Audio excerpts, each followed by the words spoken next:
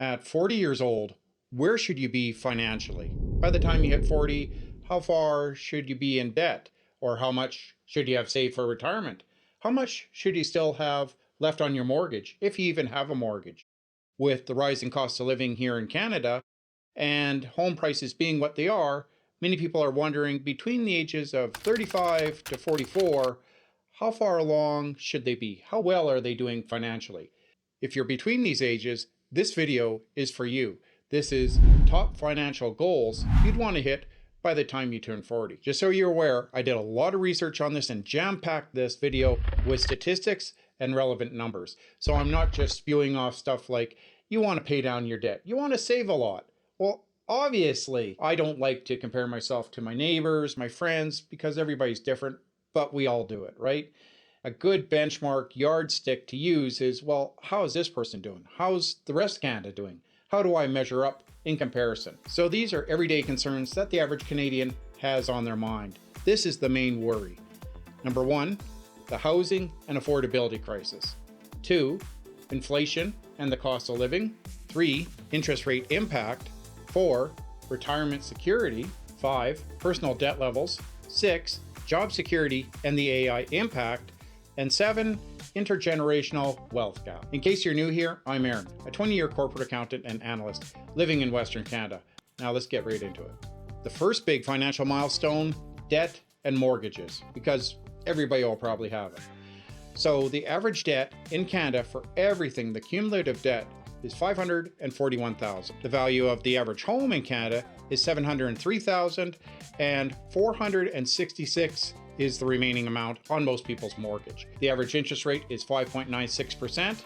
It's spread over 25 years, usually is the amortization period, making the average monthly payment $4,157 per month. Now that's what the average Canadian pays.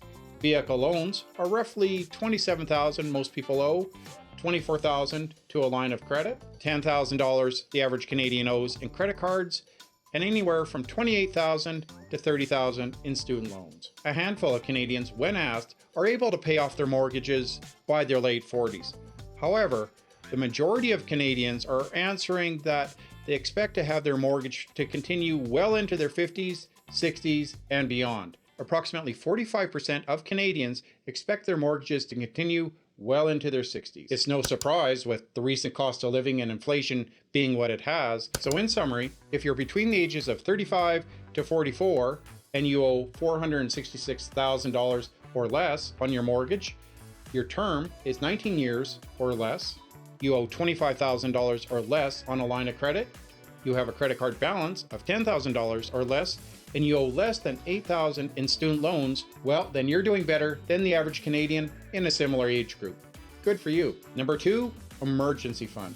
If you have an emergency fund, you're doing better than most people. Approximately 26% of Canadians can't afford a $500 emergency if it happens.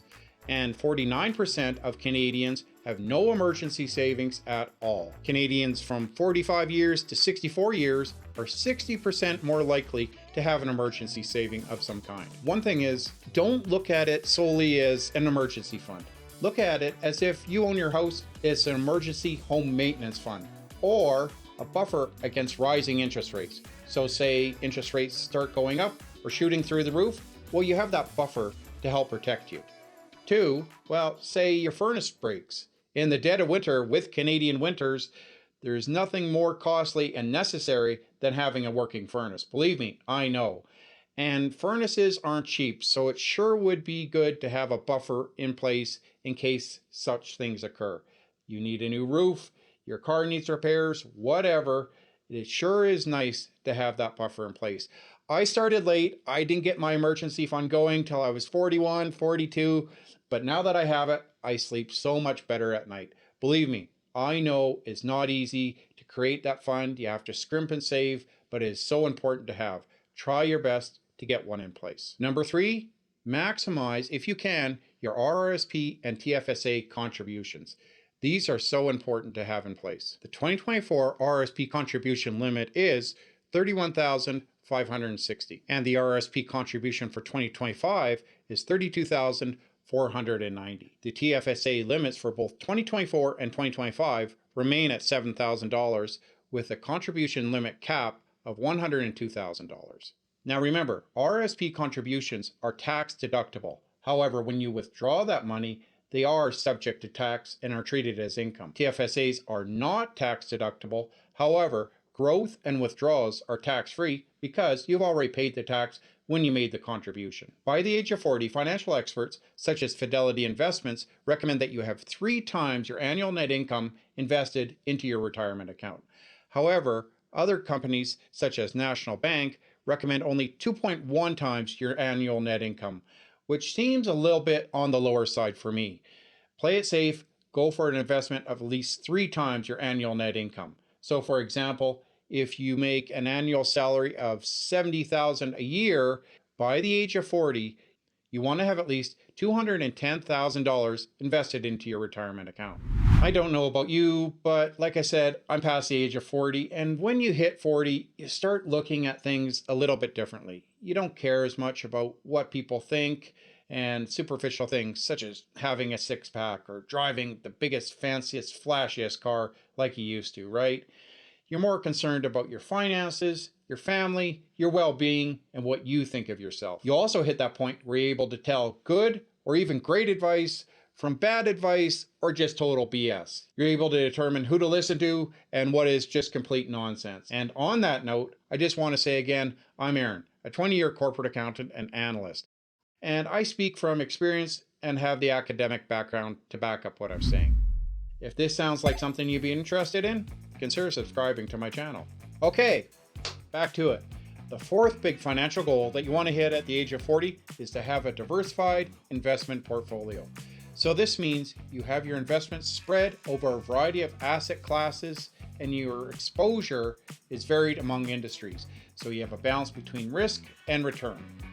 A growth investment portfolio for medium-income Canadian investors aged 35 to 44 emphasizes capital appreciation, allocating 70 to 80% to equities for long-term growth, 10 to 20% to fixed income for stability, and 5 to 10% to alternatives or cash for diversification and liquidity. Equities are diversified across Canadian, US, and international markets, while fixed income includes government and corporate bonds or bond ETFs. Tax optimization is achieved through RRSPs and TFSAs for registered accounts and dividend-paying stocks for non-registered accounts. I will say this, in my humble opinion, the age of 35 to 44, that's still pretty young, right? You're not going to retire until you're 65 years old. So you have time on your side. You have at least 20 good years. So I'd still be heavily weighted into growth stocks and companies. I wouldn't be leaning towards bonds or that proven track record just yet, not unless you're planning to retire in your early 50s. So you have time on your sides to leverage that growth to get the highest return possible, because over a 10-20 year time span, most of the fluctuations that you'll see in the market will have worked themselves out. Number 5, saving for our children's education. So if you're not familiar with EAPs, let me explain it to you. Education savings programs, such as CESG, Canada Education Savings Grant, or RESP, Registered Education Savings Plan. The Canadian government contributes up to 20% or $500 per year per beneficiary towards your children's education. This is limited to $50,000 per lifetime per beneficiary. So this money can be used to go towards your kids' tuition or any school-related costs.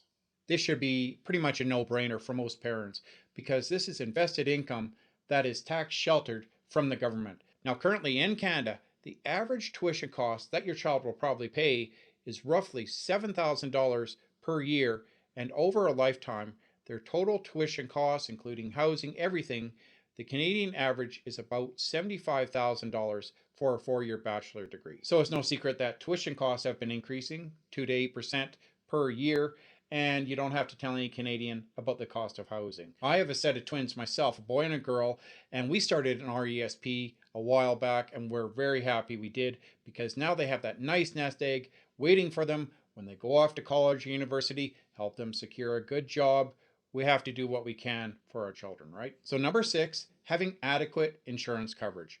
Nobody really thinks about having the proper insurance until something happens. You have an unfortunate event, suddenly they're scrambling to get it, and it'll jump to the top of their priority list. So to begin with, number 1, life insurance. This is usually the most affordable option for many people and covers about 7 to 10 times a person's annual net salary. So if they have an unfortunate accident at work, their dependents, their debts are looked after, and it provides supplementary income that they would have earned. Number 2, disability insurance.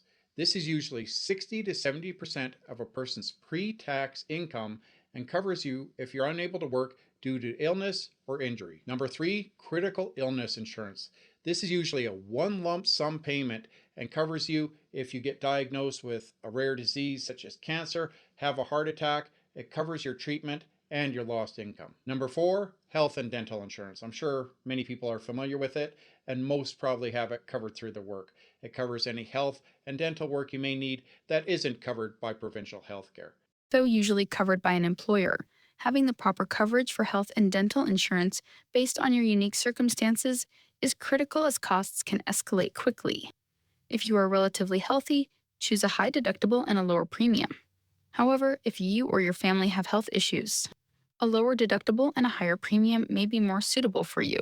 Number 5, home and auto insurance. Again, I'm sure you're already familiar with this, but they're great, sometimes needed things to have in place to cover your home and auto in case it burns to the ground, your house gets stolen, your car, whatever the case may be, you have that coverage to protect you. 2 things I want to add to this. Be sure that 1, you review your coverage annually to make sure it still aligns with your needs and fits within your financial goals. And 2, my wife made me put this in, but it is such a great point that I want to add it.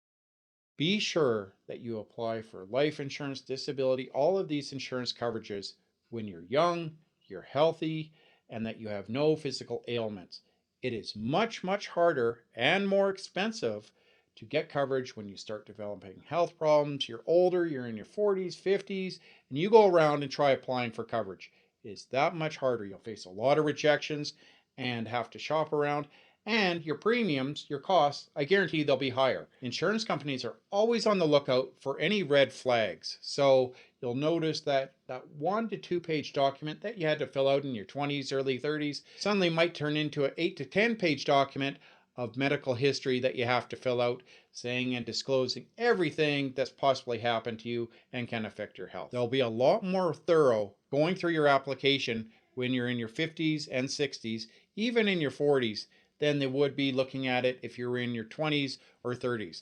So apply now, and it saves the headache of shopping around, looking for proper coverage, and your premiums, like I said, you'll pay less. They'll probably be a lot cheaper, saving you at least thousands of dollars. Number 7, having a will and proper estate planning. Now, I won't go into too much detail on this, as most people are familiar with it, and let's face it, it's kind of a downer, right? Nobody likes to talk about it, even though we know we will eventually pass on and won't be on this earth forever. So when that day comes, you want to be sure that all of your assets pass to whomever you deem to be inheriting them. So many people just default and say, oh, I don't have to fill out a will or, do any legal work. I know that all my assets will rightfully default to my children. Not necessarily, not all the time. If there's certain siblings, if it's a cumbersome estate that people have to go through, if there's been a divorce, whatever the case may be, it is much better to have that analyzed by a lawyer or have some sort of a will or last testament put in place. My wife and I actually drafted up a will seeing a lawyer. We went to a lawyer, and it was 10 years ago, 15 years ago, and had them draft up a will for us so that our estates, our assets, pass to our kids or twins. And it costs about $2,500. It wasn't cheap, but you can find wills online or in your local area, and they range usually from about $450 to $2,500, $3,000, depending on the lawyer you see, how complicated they are. You can find them online for about $100. However, a disclaimer here, be sure to maybe, if you have a complicated estate or something like that, I would still have a lawyer look it over, right? Just to be on the safe side. So let's say you have $1,000 saved in the bank, right? And you're wondering, how do I best apply this to get tax deductions or credits? Or should I pay down my mortgage, pay off debt, put it towards an RRSP, TFSA? Well, here's a great video explaining exactly how I would handle that. The best optimal order for financing, investing, and paying down your debt.